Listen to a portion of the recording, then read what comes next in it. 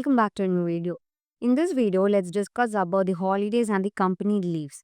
So under the configuration, we have the holidays and company leaves. So let's go to the holidays, and from here we'll be able to view all the holidays that affect the company. So these are the public holidays in our country. So here we can view the holiday name, the start date, the end date, whether it is recurring or not, and we can perform actions like if we need to update the details of the holiday that we have created, we can click on edit, and we'll be able to update the details. And if you want to delete a holiday, we can click on delete from here, and if you want to delete, we can click on confirm. So if you want to search for any particular holiday, we can use the search option over here. And then to filter out particular holidays, we can use this filter button, and we can add the from date or to date. Or if we need to filter out all the holidays that are recurring, we can choose yes over here, and here we can filter. Since there are no holidays with the recurring as yes, we cannot find any holidays over here. So this is how we can use the filter option. And then we have the actions, and under the actions we have import, export and delete. So if we need to import holidays, we can click on import, and we can download the template, and to that template we can add in all the holidays that we need to import, and we can upload the file over here, and we'll be able to import the holidays.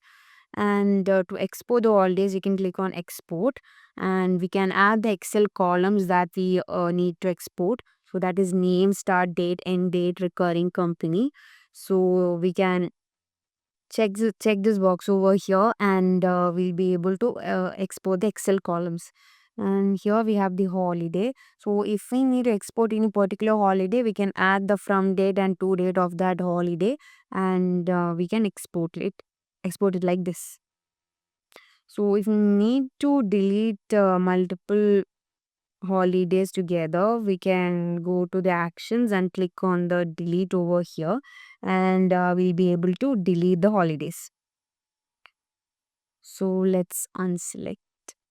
So now to create a new holiday, we can make use of this create button over here, and this form appears, and we have to add in the holiday name, let's say Independence Day, and we can add the date over here, 15th August 2024, and the end date also.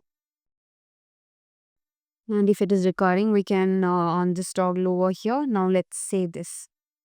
We can see that new holiday has been created, and we can view the holiday over here. So this is the holidays in Horilla. And now let's go to the company leaves. And in the company leaves, we have all the company leaves over here, that is based on week, based on weekday, and the actions. So in the company, we have all Sundays as a holiday. So here we can see that based on week, that is all week we have Sunday as a holiday, and each second Saturday and fourth Saturdays are also holiday. So for the second week and the fourth week, we have added Saturdays. So we can see that all Sundays and second and fourth Saturdays are holidays. So these are the company leaves. And if you need to make any updations to the leave, we can click on edit over here, and we can perform the updations over here. And then if you want to delete the leave, we can click on delete, and if you need to delete, we can click on confirm.